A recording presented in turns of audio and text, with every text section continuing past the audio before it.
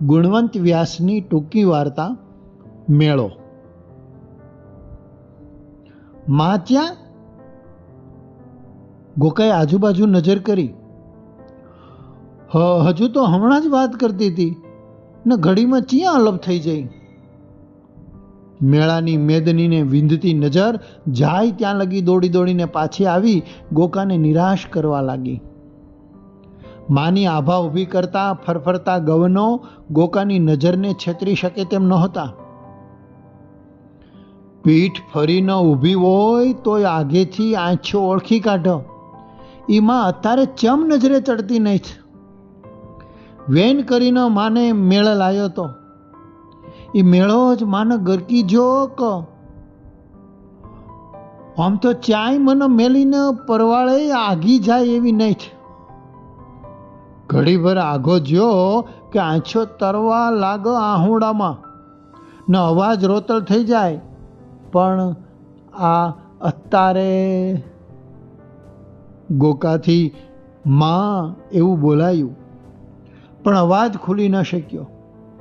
આંખોએ જળહળિયા જામ્યા ને પળમાં તો ગાલને ભીંજવતા ધૂળમાં ભળી ગયા. કોઈ એની નોંધ પણ ન લીધી. ભાદરવી પૂનમના મેળાને જોવાની નવરાશ નહોતી.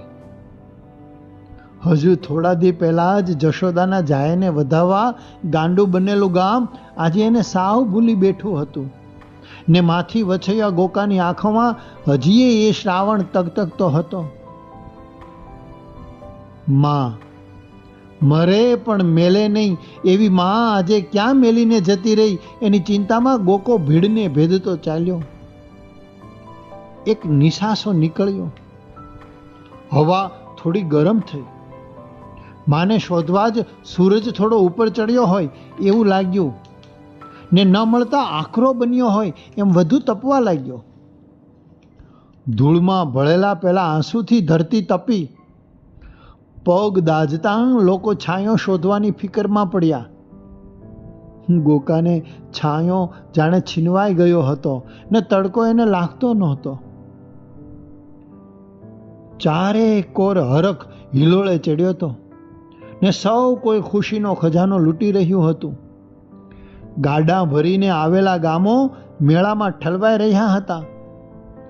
ચકડોળના ચકરાવા ને જાદુગરોના ખેલ, રંગબેરંગી ફુગ્ગાઓની આકાશી ઉડાન ને રમકડાથી ખીચોખીચ દુકાન, ફરસાણ ને મીઠાઈનો તીખો મીઠો સ્વાદ, વળી ગુલ્ફી ગોળાની ગળચટ્ટી દુનિયા.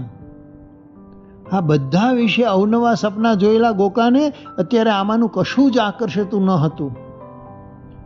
માને શોધતી એની આંખો ભીડને ભાંગતી ભૂલ ભૂલામણીમાં ખોવાઈ ગઈ.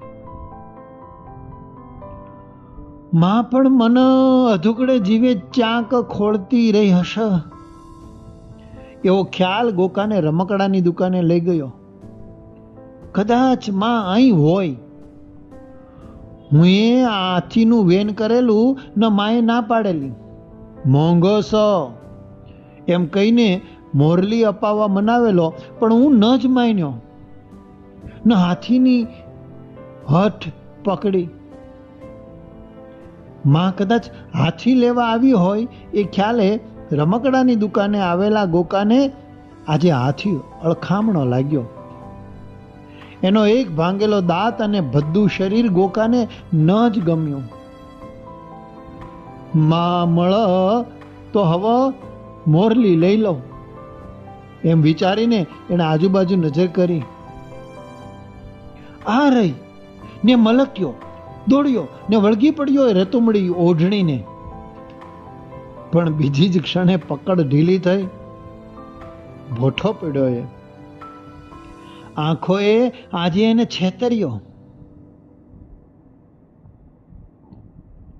લી તું ચારની માં બની જઈ એમ કહીતી યુવતીઓ પેલી ઓઢણી ઓઢેલા રતુમડા ચહેરાને ઠોસો માળીને ટીખળ કરી રહી ને ચહેરો અચંબા ભરી શરમથી વધુ લાલ બનતો હસતો જતો રહ્યો. માં આવી ન હોય. ગોકાએ એ ચહેરામાં કશું ખૂટતું લાગ્યું. ને ફરી માને મળવા શ્રાવણી આંખોને ભાદરવી મેળે તરતી મેલી. આંખો આંસુ બનીને ગળગળું. માના ઉચ્ચારણો રુદનમાં જબોળાઈને કંપતા હતા. એક સુરીલું રુદન. માં ન મળી તો? એના વિચાર માત્રથી વધુ કંપિત થઈ ને ગોકો મોટેથી રડવા લાગ્યો. આજુબાજુમાં ખોવાયેલી આસપાસની આંખો ગોકા તરફ ખેંચાય. જોકે કોઈએ નોંધ ન લીધી. કોઈકે નીંદી પણ ખરા, પણ પાછી આજુબાજુના આકર્ષક દ્રશ્યોમાં ખૂપી ગઈ. ગોકાને થયું કે આ ઓમ જ હેન્ડશ તો, ને રુદનમાં વલોપાતો અવાજ વધુ મોટો થયો. કોઈ નજીક આવ્યા. ગોકો એક ડગલું પાછળ હટ્યો. લોકોને થયું છોરો ભૂલો પડ્યો લાગસ. કોઈકે બૂમે પાડી, અલ્યા ઓના માવતર સ કે નહીં? કોઈ બોલ્યું, લ્યા એના પૂછો ને, એના ગોમઠોમ. ટોળામાંથી કોઈ સેવાભાવી લાગતા સજ્જન આગળ આવ્યા. ગોકો ફરી 2 ડગલા પાછળ હટ્યો. સજ્જનને થયું કે છોકરો ખરે જ ગભરાઈ ગયો લાગે છે. આથી દૂર રહીને જ પૂછ્યું કે બેટા શું થયું? જવાબમાં ગોકો રડતો જ રહ્યો. તારું નામ, તારા મા બાપનું નામ શું છે? રુદનમાં ભય પેઠો જાણે. પાછળ ઉભેલામાંથી કોઈ નવા તરીકાથી તારણ કાઢવા તાડક્યો પણ ખરો. ચિયા ગોમનો સલ્યા? સજ્જને એની સામે જોયું અને કહ્યું કે જુઓ, નાના બાળક સાથે આ રીતે વાત કરી અને વધુ ન ગભરાવો. એક તો એ ગભરાયેલો છે જ. પહેલા તારણ હારે વેતી પકડે, પણ જનારા કરતા કંઈક નવું જ જાણવાની ઈચ્છાએ આવનારાઓથી ભીડ વધતી રહી. ગોકો ભીંસાવા લાગ્યો. સજ્જને સૌને પ્રેમથી કહ્યું કે જુઓ, કોઈ બાળક ભૂલું પડેલું છે, એને વધુ ન અકળાવો. મેદનીને કારણે જાણે આ વાત જ ન પડી. તમાશો તેડાની રાહ જોવા ન બેઠો. ભીડ વધતી ચાલી. દરેકના ચહેરા પર એક જ પ્રશ્ન હતો, કોનો છોકરો હશે? બધા પોતપોતાની રીતે વિચારતા હતા. કોઈને મોઢે છોકરો વિખૂટો પડ્યાની વાત હતી, તો કોઈ મા બાપની બેદરકારી વિશે ચિંતિત હતું. વળી કોઈ તો માં જ મેલીને જતી રહી હશે એવું આધુનિક સંસ્કાર વાગોળતું હતું. ગોખાને માટે આ બધું નવું હતું. 2 ઘડી માને વિસારી ટોળાને વિચારે ચડેલા ગોકાનું રડવું તો અનાયાસ અખંડપણે ચાલુ જ હતું. હા, એની તીવ્રતાનો આંક ઘટ્યો હતો. કારણમાં તો એક આ ટોળું ને બીજું પેલો ગળે પડેલો સોસ. કેટલો સમય ગયો કોણ જાણે, પણ મા વિનાનો એક લાંબો કાળ પસાર થઈ ગયાનો અહેસાસ ગોકાના તરડાઈને બેસી ગયેલા અવાજથી આવતો હતો. તરસી નજર રડતી રડતી ફરતી રહી. સજ્જન જાણે સરત પામી ગયા હોય એમ બોલ્યા ખરા. જુઓ તો ખરા, રડી રડીને અવાજે બેસી ગયો છે આ બાબાનો. ને તે વધુ નજીક આવ્યા. ગોકો થોડો સંકોચાયો. પાછળ ખસવાની હવે જગ્યા નહોતી. સજ્જન એને તેડવા ગયા. ગોકો ક્ષોભ સંકોચથી દૂર રહેવા મથ્યો. સજ્જનને થયું કેટલો ગભરાય છે હજુ. છોરો શરમાઈશો. પાછળથી ટોળું વિંધતો એક જણ આગળ આવ્યો અને કહે કે બકા, ચોકલેટ ખાવી છે? હેન ચકડોરમાં ફેરવું. ગોકાને માં યાદ આવી. હજુ હમણાં જ માં હારે ચકડોળમાં ઘૂમ્યો હતો. જેવી મજા આવી હતી ઉપર જવાની ને પછી પેટમાં બધું ઉપર ચડતું હોય એમ હેઠ આવવાની. બીજી વાર બેહવાનું મન થયેલું, પણ હાથીની ના ભણતી માં ચકડોળ બીજી વાર નહીં ચડવા દે એવું વિચાર તો ગોકો ચૂપ રહ્યો હતો. બે ઘડી પેલા દાતાર લાગતા દાનવીર જેવા માણસ હારે ઘૂમી લેવાનું મન થયું, પણ માં ગોકો રડતો રહ્યો. હવે તો ગળામાંય બળતરા થવા લાગી. દાતારના હાથમાં રહેલી પાણીની બોટલ પર ગોકાની નજર ઘોની જેમ ચીપકી. સજ્જનથી અજાણ્યું ન રહ્યું. ત્વરિત કહે, વડીલ પાણી લાવો. તો આ બાળક તરસ્યું થયું લાગે છે. પેલા વડીલ પરનો વિલંબ કર્યા વિના નવી જ ખરીદેલી બોટલનું શીલ તોડતા આગળ આવ્યા. લે પાણી પી. લંબાયેલી બોટલ લંબાયેલી જ રહી. ગોકાએ બે હાથનો ખોબો ધર્યો. લે આ પીને મોજથી. લે પકડ બોટલ ને તું તારે મોઢે માંડીને પી શાંતિથી. પણ નમેલી ડોકે ખોબાને હોઠ અડાડેલા ગોકાની નજર એમ જ પાણી પડવાની રાહે ઊંચી જોતી રહે. શર્મા નહીં, લે લઈ લે. વડીલનો હાથ હજુ લંબાયેલો હતો. છોરાનો બોટલમાં પીતા નહીં ફાવો, એના ખોબામાં જ આલો ને. સહાનુભૂતિનો કોઈ સૂર ટોળામાંથી ઉઠ્યો. વડીલને પણ એ વાજબી લાગ્યું. ધરેલા ખોબામાં પોતાના હાથે જ ઊંચેથી પાણી રેડતા વડીલને ટાઢક વળી. પાણી પીને હાથને ચડીએ લૂછતા ગોકાને જોઈ કોઈ બોલ્યું ખરું, જોનક ચેવો નખરા કરસ. તો બીજાએ સૂર પુરાવ્યો, ન સેય કોનકુંવર જેવો કાળો. તો ત્રીજો કહે, પણ માએ જો ન લાડ લડાયા સ આંછ્યો ઊંજીનો.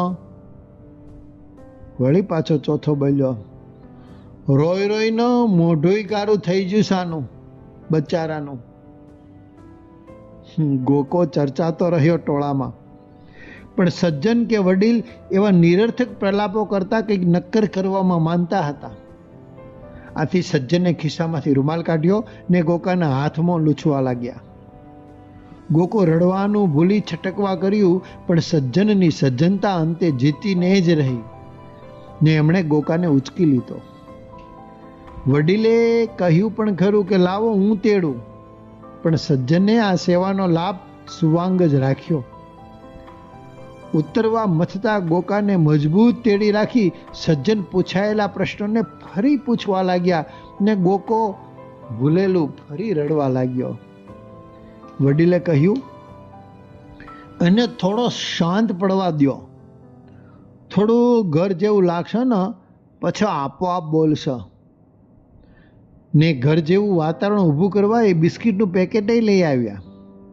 સવારથી નીકળેલા ગોકાને માએ બીજી વાર કહેલું, આ ચકડોળમાં બેહી લે, પછી ઢેબરા ખોલું છું. પણ ઢેબરા ખુલે એ પહેલા માં ખોવાઈ ગઈ. ગોકો ભૂખ જ ભૂલી ગયો હતો. વડીલના આગ્રહે એણે બિસ્કીટનું પડીકું પકડ્યું, પણ નજર તો માને જ ખોલતી રહી. વડીલની સજ્જનતા અને સજ્જનનું વડીલપણું બંને એને ઘેરી લઈ ચકડોળે લાવ્યા. ગોકાને થયું કે ચકડોળમાં ઉપરથી કદાચ માં ભળાય ને માના કદાચ હું. માં મને ભાળીને દોડી આવો કદાચ. ગોકો ને ગોકાનું મન ચકડોળે ચડ્યું હતું. રડવું અટક્યું હતું, પણ હિબકા છેક અંદરથી હજુ આવે જ રાખતા હતા. ગોકાને થયું, આ ચકડોળ હવે અટકો તો હારું. સજ્જન અને વડીલની વચ્ચે ભીસાતા હોવાનો ભાવ અનુભવતો ગોકો સંકોચાઈને દૂર રહેવા મતતો હતો, પણ વ્યર્થ. ઉલટી થાહ કહું એવું લાગતા ગોકાની વાણી જ નહીં, રડવું પણ છીનવાઈ ગયું. કેટલી વાતો એ માની સાથે કરતો. ક્યારેક તો માં પણ થાકીને કહેતી, આ મોકણને મોઢું આવ્યું છો તારથી બસ બક બક, ને પછી તેડીને ચૂમીઓથી નવરાવી દેતી. ગોકાના હોઠ સુકાતા હતા ને ગાલ પર આંસુની ખારાશ બાજી જવા આવી હતી. ગોકો હજુ કશું બોલ્યો ન હતો, એટલે પેલા વડીલને શંકા થઈ. મૂંગો તો નહીં હોય ને? એની શંકાનું સમાધાન કરતા સજ્જને કહ્યું કે ના, મેં એને માં બોલતા સાંભળ્યો છે. કદાચ હજુ એ થોડો વધુ સ્નેહ વરસાવતા કંઈ બોલે એ આશાએ એક હોટલના થડાના ટેબલે થોડી ચોકલેટી બરણીઓને દૂર કરીને ત્યાં જ ગોકાને બેસાડતા વડીલ બોલ્યા, બકા તારે કંઈ ખાવું છે? માં, ગોકાથી માત્ર એટલું જ બોલાયું. જો હમણાં જ તારી માં આવશે હો, એમ કહીને સજ્જને વિશ્વાસ બંધાવ્યો. સબ ક્યાં હુઆ? દુકાનદારે આ બે પુરુષો સાથે ગભરાયેલા કોઈ અજાણ્યા બાળકને જોઈ આશ્ચર્ય વ્યક્ત કર્યું. કિસી કા લડકા ગુમ હુઆ હૈ, માँ का पता नहीं. सज्जन ने जवाब वालियो, साहब आप चिंता मत करो, मेले में आने वाले हर कोई मेरा इस होटल की मुलाकात अवश्य लेता है. मेरा जो खाना पानी अच्छा है उसकी माँ भी जरूर यहाँ आएगी. एम कहता दयाळु दुकानदारे गोकाने ચોકલેટ ધરી. ગોકાને ચોકલેટ ખૂબ ભાવતી, પણ કોણ જાણે કેમ એનો હાથ લાંબો ન જ થયો. હથેળી જેવડી લાંબી ચોકલેટ ગોકાના ખિસ્સામાં પ્રેમથી સરકાવતા દુકાનદારે સંતોષનો શ્વાસ લીધો. એના ચહેરા પરની હસી ગોકાને ન ગમી. ગોકો માને ખોળતો જ રહ્યો. ઓચિંતા જ આંખમાં ચમક આવી અને હોઠ પર હાસ્ય. માં કહેતા ગોકો પડ્યા જેવું ટેબલ પરથી ઉતરતો દોડ્યો હો. વડીલ અને સજ્જન કંઈ વિચારે એ પહેલા તો ગોકો સામેથી આવતી એક સ્ત્રીને ભેટી પડ્યો, ને સ્ત્રી ફૂલની જેમ ગોકાને ઉચકી. મારો લાલ, મારું પેટ એમ કહેતો ગાલે માથે આંખે ચૂમવા લાગી. આકરો થયેલો સૂરજ થોડો થોભ્યો. મા દીકરાનું મિલન જોઈ શાંત થયો ને જાણે કે થોડો ઠર્યો, ને પછી ઘર તરફ જવા પશ્ચિમ તરફ ઢળ્યો. પણ આસપાસની વેદનીને આ દૃશ્ય થોડું લાંબુ લાગ્યું. વડીલ અને સજ્જનને પણ થયું કે હવે મા દીકરો થોડા મોકળા પડે તો કંઈક વાત થઈ શકે, થોડી પૂછપરછ કરી શકાય ને થોડો ઠપકો પણ આપી શકાય. ગોકાને તેડીને સ્ત્રી નજીક આવી. વડીલને તે થોડી પરિચિત લાગી. સાવ નજીક આવી કે ઓળખ પાકી થઈ. તોય ખાતરી કરવા પૂછ્યું, કમરી ક? ઓવ રોમભાઈ, જો ન આ ગોકો ચ્યાં જતો રહેલો, દઈ જાણ.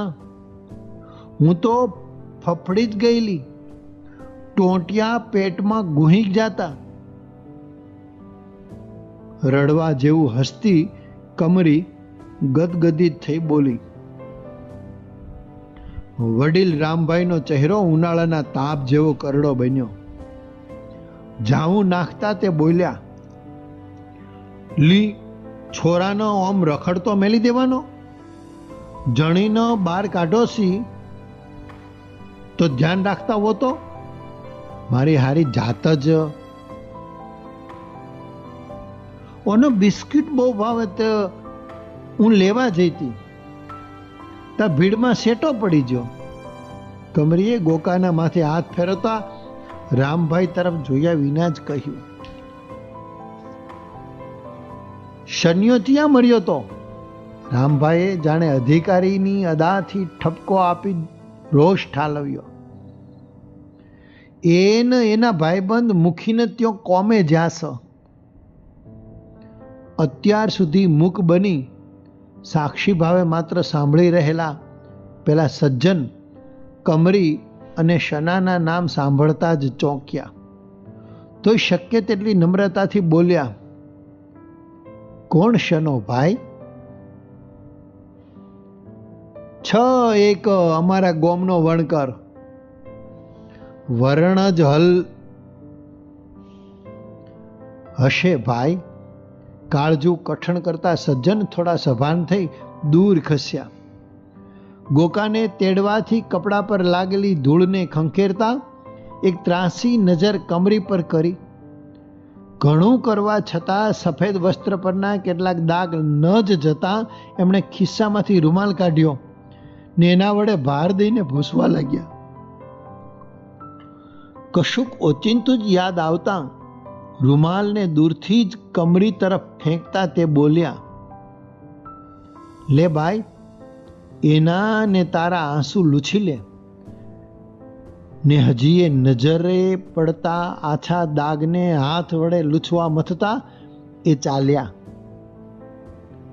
વડીલ રામભાઈ પણ જાણે ઓચિંતા જાગ્યા હોય એમ હાથમાં રહેલી થોડીક જ અધૂરી પાણીની બોટલ કમરી તરફ છેટેથી નાખતા કહેતા ગયા, લે પોણી પી ને શાંત થા આવા. ને હા, શન્યાને મોકલજે ઘેર, કહેજે કે રોમભાઈ યાદ કરસ. આ તરફ થડાના ટેબલ પર પાણી છાંટીને ભાર દઈને કપડું ફેરવતા દુકાનદારના અસ્પષ્ટ બબડાટથી બેધ્યાન બે જીવના ચહેરાની રોનક મેળાને શરમાવતી શોભી રહી હતી, જે તરફ કોઈનું ધ્યાન નહોતું. હા, શરમનો માર્યો છેટે ગયેલો સૂરજ થોડો ઝાંખો પડ્યો હતો. જોકે ગોકા અને કમરીને એની એ પરવા નહોતી.